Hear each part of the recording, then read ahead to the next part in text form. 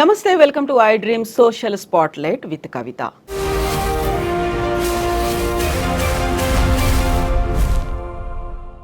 Pushpa 2 benefit షోని సంధ్య 70mm ప్రదర్శిస్తున్నప్పుడు ఒక అపశృతి చోటు చేసుకుంది. ఒక మహిళ చనిపోయింది. తన కొడుకు ఇప్పటికీ ఐసీయూలో హాస్పిటల్లో ఉన్నారు. నిజంగా ఈ ఇన్సిడెంట్ జరిగిన తర్వాత ఒక రకమైనటువంటి చర్చ కూడా మొదలైంది. దీంతో పాటుగా తెలంగాణ రాష్ట్ర ప్రభుత్వం బెనిఫిట్ షోలని రాష్ట్రంలో నిషేధిస్తున్నట్టుగా కూడా అనౌన్స్ చేసింది. ఇది నిజంగా ఎలాంటి ప్రభావాన్ని చూపించబోతోంది? ఎవరు రెస్పాన్సిబుల్గా ఫీల్ అవ్వాల్సినటువంటి అవసరం ఉంది? మనతో పాటుగా ఉన్నారు ఫిల్మ్ క్రిటిక్ త్రిపురనేని చిట్టి గారు. చిట్టి గారు, నమస్కారం అండి. సో ఒక అన్ఫార్చునేట్ థింగ్ జరిగింది, ఒక అపశృతి చోటు చేసుకుంది. ఫ్యామిలీ అంతా వెళ్ళింది చూడ్డానికి. అనుకోకుండా తొక్కిసలాట జరిగింది, మహిళ మృతి చెందింది, వాళ్ళ అబ్బాయి హాస్పిటల్లో ఇంకా ఐసీయూలో ఉన్నాడు. ఎవరు బాధ్యులు సార్ దీనికి? నిజంగా అభిమానులు అనాలా, ఎవరు అనాలంటారు? దీని బాధ్యతలు మనం ప్రథమ బాధ్యతలు థియేటర్ మేనేజ్మెంట్ అమ్మ. ఎందుకంటే మేము గతంలో హీరోలు వెళ్ళటం అనేది ప్రతి సినిమాకి ఆనాటి రామారావు గారి రోజు నుంచి ఈ రోజు దాకా అలవాటే. రిలీజ్ అయినప్పుడు ఫస్ట్ ఏదో ఒక థియేటర్ సెలెక్ట్ చేసుకుంటారు, హీరో ఆర్టిస్టులు వెళ్తారు. ఇది ఆనవాయితీనే. ఎప్పుడు జరగదు. వాళ్ళు జరగటానికి కారణం ఏంటంటే, ఎప్పుడు ఏం చేస్తారంటే టికెట్లు కొన్న వాళ్ళని ముందు పంపించేస్తారు లోపలికి అందరూ జనాలు వెళ్ళిపోతారు. వెళ్ళిపోయిన తర్వాత ఆర్టిస్టులు ఎంటర్ అవుతారు లోపలికి. జనాలందరూ అక్కడ ఉండగా రారు, వాళ్ళు సైలెంట్గా టికెట్ టైటిల్స్ స్టార్ట్ అయినాక ఎంటర్ అవుతారు లోపలికి. అలా సైలెంట్గా తీసుకొస్తారు. ఎందుకంటే అప్పుడు జనాలంతా లోపలికి వెళ్ళిపోయి ఉంటారు, థియేటర్లో ఉంటారు కనుక. ఆ సిస్టము మరి టోటల్గా ఫెయిల్యూర్ సద్యాలో మొన్న. మేనేజ్మెంట్ తప్పది. ఎందుకంటే టికెట్ కొన్న వాళ్ళందరినీ, 1000 రూపాయలు టికెట్ కొన్న వాళ్ళందరినీ బయటే ఉన్నారు. ఆర్టిస్ట్ వచ్చినాక ఆర్టిస్ట్తో పాటు టికెట్లు కొనని వాళ్ళు ఆయనతో పాటు లోపలికి వెళ్ళిపోయారు. టికెట్లు కొన్నవాడు కూడా బయట ఆగిపోయారు. సో చాలా టోటల్ మిస్మేనేజ్మెంటు. ఒక ఆర్టిస్ట్ వస్తున్నాడంటే, ఆర్టిస్ట్ సడన్గా వచ్చారు సార్ మాకేం తెలీదు అనుకుంటే పర్లేదు. 3 hours బిఫోర్ నుంచి సద్యాకి వస్తున్నాడు అని సోషల్ మీడియాలో కూడా ట్రోల్ అయింది, ప్రచారం జరిగింది. సో వస్తున్నాడు అన్నప్పుడు లోపల వాళ్ళు పంపించేటారు లేదు, ఉంచాలనుకుంటే పోలీసు బెటాలియన్ డబ్బులు కట్టి పోలీసు బెటాలియన్ తెప్పించుకోవాలి. ఆ డబ్బులు కక్కుర్తిపడి పోలీసు బెటాలియన్ తెప్పించి 10 మంది పోలీసులు ఏం సరిపోతారు? 10 మంది పోలీసులు అంతమంది జనాల మీద ఏం సరిపోతారు? ఆ మాత్రం ఆలోచన లేకుండా సర్దుకోవచ్చు అన్నట్టు వాళ్ళు they kept quiet. Mistake total lies on the first mistake వాళ్ళ మీద ఉన్న. రెండో మిస్టేకు అర్జున్ తాలూకు పర్సనల్, ఎప్పుడు హీరోలకి పర్సనల్ ఉంటారు, పర్సనల్ గ్రూప్, బౌన్సర్లని పిఏలని ఉంటారు. వాళ్ళు ఎక్కడికైనా వెళ్ళేటప్పుడు ముందు అక్కడ పరిస్థితి ఏంటి ఎట్లా అని ముందు కనుక్కుంటారు. ఆటోమేటిక్గా కనుక్కుని దాని ప్రకారం మనం ఇప్పుడు వెళ్ళటం స్కూల్ అయితే కొద్దిసేపు ఆగి వెళ్తాం, ఇవన్నీ ఉంటాయి. ఆ ఎంక్వైరీ కూడా జరగల, వాళ్ళ సైడ్ కూడా తప్పు. ఆ ఎంక్వైరీ చేయాల్సిన స్టాఫ్ ఎప్పుడు ప్రతిదానికి చేస్తారు. మామూలుగా రావడానికి, షూటింగ్ రావడానికే రావచ్చా, బయలుదేరచ్చా, అక్కడ పరిస్థితి ఏంటి, ఇవన్నీ ఎంక్వైరీ చేసుకునే వస్తారు. సో అలాంటి ఎంక్వైరీ ఇక్కడ ఏంటి, రావచ్చా, పరిస్థితి ఏంటి అని ఎంక్వైరీ చేయకుండా వచ్చేసారు. సో ఆ రెండో మిస్టేక్ వాళ్ళ మీద. మూడో మిస్టేకు చెబితే బాగోదు, కానీ మూడో మిస్టేక్ ఆ పేరెంట్స్ది కూడా ఖచ్చితంగా మూడో మిస్టేకు. చెప్తే తప్పు అంటే ఈ సమయంలో ఆ మాట చెప్పకూడదు కనుక, కానీ బట్ నిజాయితీగా మాట్లాడుకుంటే వాళ్ళది కూడా తప్పు. అర్ధరాత్రి 1 గంట షోకి ఏంటమ్మా పిల్లాడిని చిన్న పిల్లాడిని వేసుకుని రావటం ఏంటమ్మా, నువ్వు నేను చేస్తామా పని? మన పిల్లాడు ఎంత మారాన్ చేస్తే మాత్రం నోర్మై అర్ధరాత్రి ఏంటి రేపు చూడొచ్చు అని చెప్పి తిడతా తప్పితే మనం ఆ మారాన్ చేసేయడం తీసుకొచ్చేస్తామా 7 ఏళ్ళ పిల్లాడిని? ఎంత తప్పో అది, ఎంత అబాధ్యత అది. సో అన్నీ కలిసిన మిస్టేక్స్ అమ్మా. దీన్ని అల్లు అర్జున్కి అంటకట్టడం కరెక్ట్ కాదు. Allu Arjun has got his own right. ఒక సిటిజన్కి ఉన్న హక్కు తనకు ఉందో, తన సినిమాని తన థియేటర్లో చూసుకుంటున్న హక్కు ఉంది కదా, హక్కు ప్రకారం వచ్చాడు. అదేమి అనైతికమో ఇదో కాదు కదా. తనకున్న హక్కు ప్రకారమే వచ్చాడు. అది చేయాల్సిన అరేంజ్మెంట్ చేసుకోవాల్సిన వాళ్ళు తను చేసుకోడు కదా. ఒక ఆర్టిస్టు పోలీసులు పెట్టండి అయిపెట్టి తను కాదు కదా చూసుకునేది. తను వస్తాడంటే జనాలు ఎంతమంది వస్తారు ఏంటి, ఆర్గనైజర్స్ ఒక ఫంక్షన్ చేసినా, ఒక ప్రోగ్రామ్ చేసినా, ఒక థియేటర్ దగ్గర కన్సర్న్ ఆర్గనైజర్స్ చూసుకుంటారు. కనుక ఆ భరోసాలో ఉంటారు ఎవరైనా సరే. సో ఇక్కడ టోటల్ సంధ్య మేనేజ్మెంటు గతంలో ఎంతోమంది కొత్త కాదు వాళ్ళకి ఆర్టిస్టు హీరోలు రావటం అని. నేనే వెళ్ళున్నానమ్మా, నేనే కృష్ణకాంత్ తోటి ఈనాడు సినిమాకి అదే సంధ్య థియేటర్లో చూసాం, బాలకృష్ణతో వెళ్ళారు, మోహన్ బాబుతో వెళ్ళారు. అనేక సినిమాల్లో మేము హీరోతో పాటు ఫస్ట్ డే రిలీజ్కి వెళ్ళిన రోజులు ఉన్నాయి. అదే సంధ్యా థియేటర్లో కాకుంటే ఇప్పుడు టైం మారింది, ఆ ట్రెండ్ కూడా మారింది. మీరన్నదేమో అప్పుడు ఫస్ట్ డే ఫస్ట్ షోకి వెళ్ళుంటారేమో. ఇప్పుడు ప్రీమియర్ షోలు, బెనిఫిట్ షోలు అని సినిమా రిలీజ్ కంటే ముందు రోజే అర్ధరాత్రులు, ఎర్లీ అవర్లు అది పెట్టడం. కరెక్టే. షో ప్రీమియర్ షో అవ్వచ్చు, ఫస్ట్ షో అవ్వచ్చు. ఇక్కడ విషయం ఏంటంటే డబ్బులు. మ్మ్. అప్పుడేమో డబ్బులు కాదు, డబ్బులు పెట్టి 1000 రూపాయలు పెట్టి కొనుక్కొని వచ్చిన వాళ్ళు కాదు. మామూలుగా షో వచ్చేవారు.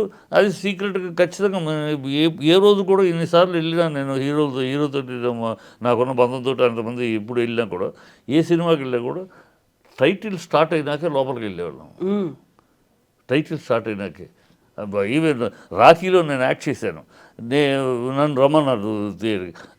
నేను కూడా నా స్థాయికి కూడా నేను పెద్ద వేగానే జనాలు ఎగబడతారని కాదు కదా. వెళ్తే ఏదో కొంత 10 మందికి అలా 100 మందిలో ఒక 25 మంది సార్ ఫోటో అడగచ్చు. అదే ఎక్కువ మీద పడిపోరు కదా. అలాంటి నన్ను కూడా ఏమిటి ఇన్స్ట్రక్షను, కొంచెం కారులోనే ఉండండి, మ్మ్. కారులోనే ఉండండి, మీకు చెప్తాం అప్పుడు లోపలికి రండి అని. అలాగే కారులోని కూర్చుని వాళ్ళ టికెట్లు పంచి జనాలందరూ వెళ్ళిపోయినాక లోపలికి వెళ్ళాం. అయిపోయినా బయటకు వచ్చేటప్పుడు జనాలు కలవడం, మీద పడటం, ఆ సినిమా చూస్తూ అవన్నీ మామూలు ఉంటాయి. అంతే. బిఫోరే మేము అక్కడే నుంచున్నాం అనుకోండి, థియేటర్ గడవ అయ్యేది. మేము ఆర్టిస్టులు యూనిట్ అక్కడ నుంచుంటే కదా. సో ఇది management of the failure, fatal failure of management అమ్మ. ఒకళ్ళ బాధ మెయిన్ వాళ్ళే పోలీసులు పిలిపించుకోవాలి. పోలీసులు ఏమంటారు, మాకు 2 గంటల ముందే చెప్పారంటారు. మరి పోలీసులు 2 గంటలలో చెబితే ఎక్కడ సెంటర్ ఆఫ్ సిటీ కదా. సెంటర్ ఆఫ్ సిటీలో రాలేదు, 2 గంటల్లో పోలీసులు రాలేదా? వాళ్ళు 2 గంటల ముందే చెప్పారు మాకు, మేము అరేంజ్ చేయలేకపోయాం, మాకు ముందే కనుక వాళ్ళు డబ్బులు కట్టేసి చేసుంటే మేము వచ్చేవాళ్ళని పోలీసు కమిషనర్ చెప్తున్నారు. అప్పుడు పోలీసులు కూడా కాకుండా పర్సనల్ సెక్యూరిటీ బౌన్సర్లే మళ్ళీ దాన్ని టేక్ ఓవర్ చేసుకున్నారు అనే మాట కూడా అంతేగా 10 మంది పోలీసులు ఉన్నారు. పోలీసులు లేకపోయేటప్పటికి బౌన్సర్సే. మరి బౌన్సర్స్ బాధ్యత ఏంటి? వాళ్ళ వాళ్ళ హీరోని ప్రొటెక్ట్ చేసుకోవాలి. అంతే, వాళ్ళ డ్యూటీ అది కదా. వాళ్ళు they are paid for it, their duty is that. ఆ ప్రొటెక్ట్ చేసుకుంటూ మీదకి వస్తున్న వాళ్ళు తోసేస్తూ వాళ్ళు వెళ్ళిపోవాలి. వాళ్ళు వెళ్తున్నారు. ఈ తోపుల్లో పక్కకు తోయటంలో ఈ అమ్మాయి అక్కడ నుంచున్నది. ఈ అమ్మాయి పిల్లాడిని వేసుకుని దాని మీద ఆ తోపుడు అమ్మాయి ఎవరో పడి మీద పడి వాళ్ళు తొక్కుంటూ వెళ్ళిపోయారు. సో ఇది బన్నీకి కూడా తెలియదు పాపం. తర్వాత కానీ తెలుసు, కానీ ముందు తెలీదు ఏం జరిగింది. ఎందుకంటే జరగగానే హాస్పిటల్ తీసుకెళ్ళారు. సో ఏదో తొక్కిసలాంటిది ఎవరో హాస్పిటల్ తీసుకెళ్ళారు అన్నారు, అంతే. చనిపోయిందని తర్వాత విషయం. ఫస్ట్ అక్కడ స్పాట్లో జరిగింది అవగానే హాస్పిటల్కి తీసుకెళ్ళారు. మామూలుగా తొక్కిసలాట్లో ఎవరో కొంచెం మొంతపోయే వాళ్ళు, లేకపోతే ఏదో చిన్న దెబ్బ తగిలిన వాళ్ళు ఉంటారు, హాస్పిటల్కి వెళ్ళారు అని చెప్పారు. అదే ఇన్ఫర్మేషన్ అప్పుడు, ఇమీడియట్ ఇన్ఫర్మేషన్. తర్వాత అయ్యినాక కానీ బన్నీకి తెలియదు అది. సో బన్నీని బ్లేమ్ చేయడం కానీ, బన్నీని తప్పు చేయడం కానీ నేను అంగీకరిస్తున్నాను. అది ఒక హీరోని తప్పు పట్టడం కాదు. హీరో జనాలు వస్తారనేది యాజమాన్యానికి తెలియాలి. తెలీదు, మాకు తెలియదండి, బన్నీ వస్తే ఇంతమంది వస్తారని మాకు తెలియదు అంటే అంతకన్నా హాస్యాస్పదమైన కమెంట్ కూడా ఉండదు కదా. ఈ మధ్య కాలంలో విపరీతంగా ప్రీమియర్ షోలు, బెనిఫిట్ షోలు అనేవి పెరిగాయి. దానికోసం గవర్నమెంట్లను కన్సల్ట్ చేయడం, వాళ్ళు కూడా ఒక జీవో ఇవ్వడం, టికెట్ల రేట్ పెంచుకోవచ్చని ఒక స్పెషల్ షోస్ పెట్టడం, మనం ఇంతకుముందు వినట్టుగా పొద్దున 4 షోస్ అనేవి కూడా స్టార్ట్ అవ్వడం, ఇవన్నీ చూసిన తర్వాత ఈ ఇన్సిడెంట్ జరిగిన తర్వాత మేము బెనిఫిట్ షోలకి అనుమతి ఇవ్వము అంటూ తెలంగాణ రాష్ట్ర ప్రభుత్వం ఒక అనౌన్స్మెంట్ చేసింది. ఇప్పుడు అనటం కన్నా ఇప్పటికైనా బెటర్ లేట్ దాన్ ఎవర్ అని ఇప్పటికైనా అందుకని తెలగడం. మేము మొదటి నుంచి ఈ విషయానికి వ్యతిరేకంగా అనేక సార్లు కోర్టులో కేసులు వేసిన వాళ్ళు కూడా ఉన్నారమ్మా ఈ విషయం మీద. ఎందుకంటే బెనిఫిట్ షో అనేది ఒక దందా. ఇది అంటే బ్లాక్లో టికెట్ అమ్మితేనేమో పట్టుకుని జైలు వేస్తారా? అదే బ్లాక్లో అమ్ముకోండి మీరు టికెట్లు. ఇదేంటి బ్లాక్లో అమ్ముకోవటం కాకండి. 150 రూపాయలు, 1000 రూపాయలకి, 1200కి, 800కి అమ్ముకోమని పర్మిషన్ ఇవ్వటంలో అంటే బ్లాక్లో అమ్ముకోవటాన్ని లీగలైజ్ చేస్తున్నారా? ఆ బ్లాక్లో అమ్మి 1000 రూపాయలకి అమ్ముకుంటే దాంట్లో ట్యాక్స్ గవర్నమెంట్కి వస్తుందా? లేదు. ఆ 150 రూపాయల టికెట్లో వచ్చే పర్సంటేజే వస్తుంది, ట్యాక్స్ ఎంత ఉందో అంతే వస్తుంది. కానీ ఈ మిగతా ఇది బ్లాక్లో అమ్మి దందా చేయటమే. ఇది వద్దు, ఇది కరెక్ట్ కాదు. ఇదే పుష్ప 1 రిలీజ్ అయింది. ఎప్పుడు రిలీజ్ అయింది? అప్పుడు ఈ బెనిఫిషియల్ ఇవ్వు క్యాన్సిల్ చేశారు. అప్పుడు ఇవ్వలేదు బెనిఫిషియల్స్ గవర్నమెంట్. మామూలు రేట్లు పెన్షన్ ఇవ్వలేదు. మామూలు రేటు బ్రహ్మాండంగా ఆడింది కదా. అఖండ సినిమా, ఈ సినిమా పాండమిక్లో రిలీజ్ అయ్యి మామూలు రేట్లతోటి ఎలాంటి బెనిఫిషియల్ స్పెషల్ షోలు లేకుండా బ్రహ్మాండంగా 2 హిట్ పెద్ద మంచి కలెక్షన్ చేసుకున్నాయి కదా. అదే నేను ఇంతకుముందు కూడా వీళ్ళ రిక్వెస్ట్ కూడా మేము పెట్టింది అదే. మీరు మీ సినిమా పాత సినిమా ఇంతకుముందు పార్ట్ 1 బ్రహ్మాండంగా ఆడింది. ఏ రేట్లో ఆడింది? ఈ రేట్లో కాదు కదా, మామూలు రేట్లోనే బ్రహ్మాండం కలెక్ట్ చేసింది కదా, మీరు మామూలు రేట్లోనే ఆడించండి. సరే 1 వీక్కి 100 కోట్లు సినిమాకి 100 కోట్లు సినిమాకి మాత్రమే ఖర్చు పెట్టిన దానికి రేట్లు పెంచుకోవడానికి అవకాశం ఇస్తున్నామని గవర్నమెంట్ అది ఏమి రేట్లు పెంచుకుంటాం? థియేటర్లో ఫస్ట్ వీక్ 1 వీక్ వరకు 200 రూపాయల టికెట్ 250, 150 రూపాయల టికెట్ 200, అలా 50 రూపాయలు 70 రూపాయలు పెంచుకోవడానికి పర్మిషన్ మొదటి 1 వీక్ వరకు థియేటర్లోనే. స్పెషల్ షో వేసి 1000 రూపాయలు అవి క్యాన్సిల్, మళ్ళీ కొత్తగా మొదలెట్టారు. అది గతంలో ప్రభుత్వం కూడా, వైసీపీ ప్రభుత్వం ఉన్నప్పుడు కూడా స్పెషల్ షోస్ పర్మిషన్ ఇవ్వాలి, దాంతో ఇవ్వకపోతే తెలంగాణను ఇవ్వాలి. ఇప్పుడు స్పెషల్ షోలకు ఇస్తున్నారు. ఇది ఇవ్వటం వల్ల ఏంటంటే బ్లాక్ మార్కెటింగ్ జరుగుతుంది. అంటే ఏమిటి? భయపడిన వాడే, ఒక సినిమాకి భయపడిన వాడే తన సినిమా ఎలా ఉంటుంది, ప్రజలు ఆదరిస్తారని నమ్మకము, కాన్ఫిడెన్సు, మంచి సినిమా తీసామన్నవాడు చేయడు ఈ పని. భయపడేవాడు 3 రోజుల తర్వాత మన సినిమా ఏమైపోతుందో, 4 రోజుల తర్వాత మన సినిమా పడుకుంటుందేమో, తనకు ఈ లోపలే పిండుకోవాలి, ఎంత పిండుకోవాలి అని ఆదుర్దా పడేవాడు. తన సినిమా గురించి తను భయపడేవాళ్ళే ఆ పనులు చేస్తారు. కాన్ఫిడెన్స్ ఉన్నవాళ్ళు చేయరు.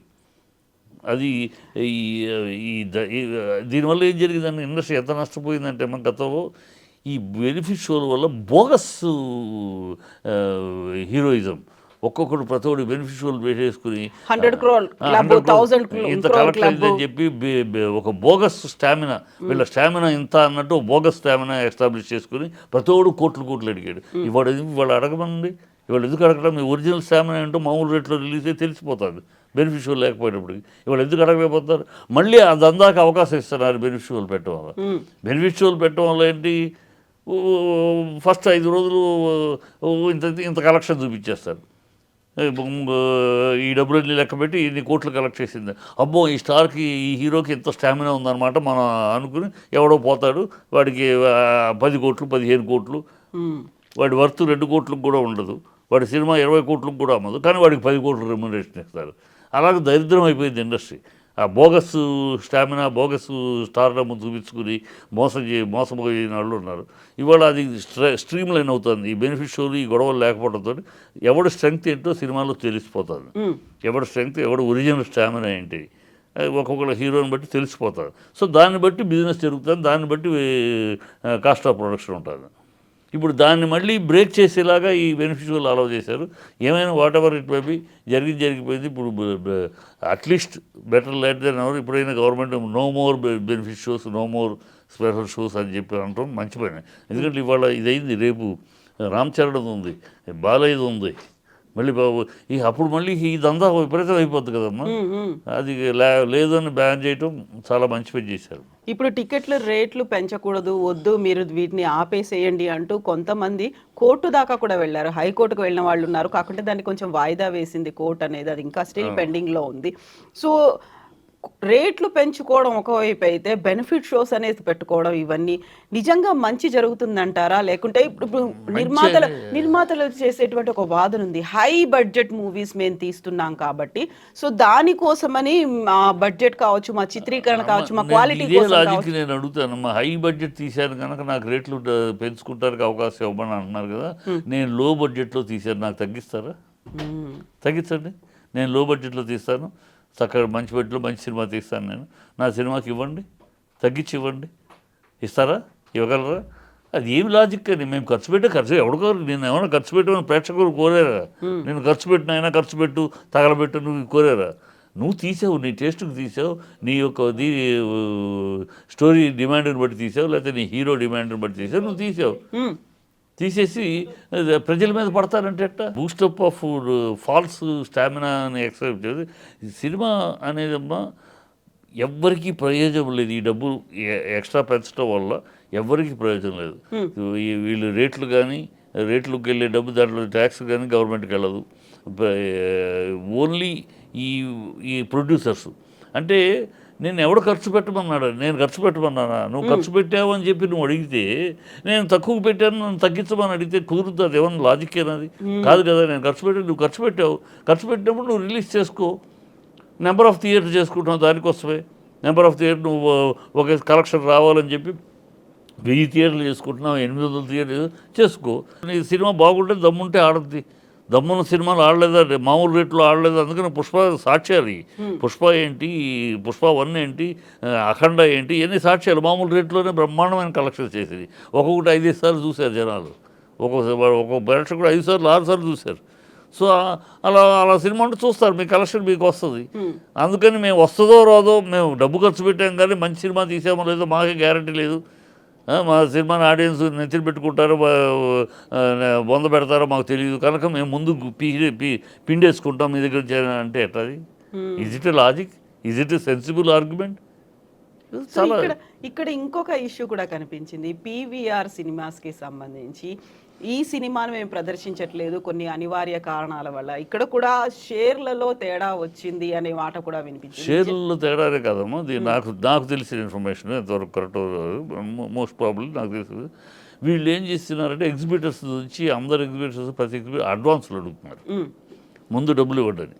మామూలుగా ఎగ్జిబిటర్స్ డిస్ట్రిబ్యూటర్స్కి అడ్వాన్స్ ఇస్తారు, ఆ డిస్ట్రిబ్యూటర్స్ వచ్చి మన దగ్గర కొంటారు. ఇప్పుడు వీళ్ళు కొన్ని స్ట్రైట్గా వీళ్ళే రిలీజ్ చేయడంతో వీళ్ళు ఏం చేస్తున్నారు, మాకు డబ్బులు ఇవ్వండి, అడ్వాన్సులు ఇవ్వండి అంటున్నారు. అడ్వాన్స్ హై లెవెల్లో అడుగుతున్నారు. సో అడ్వాన్స్ అంత హై లెవెల్లో ఇచ్చి సినిమాలు తెచ్చుకునే పరిస్థితి ఐమాక్స్కి కానీ పీవీఆర్కి కానీ ఉండదు. వాళ్ళ థియేటర్కి జనాలు వస్తారు, వచ్చి సినిమా చూడాలని థియేటర్లు, వాళ్ళ జనాలు సింగిల్ థియేటర్ల కన్నా వీటికి వెళ్తున్నారు. కనుక వాళ్ళు మీకు అంతంత ఎక్స్ట్రాలు ఇచ్చి అంత ఎగబడి కొనుక్కోవాల్సిన కర్మ మాకు లేదన్నట్టు. అందులో ప్రసాద్ రమేష్ గారు ఆయన చాలా జెంటిల్మెన్, చాలా స్టాండర్డ్ మనిషి. ఇలాగంతా ఇలాంటి బేరాలకు ఆయన వంగడు, క్యారేజ్ అట్ సారీ అనేస్తాడు.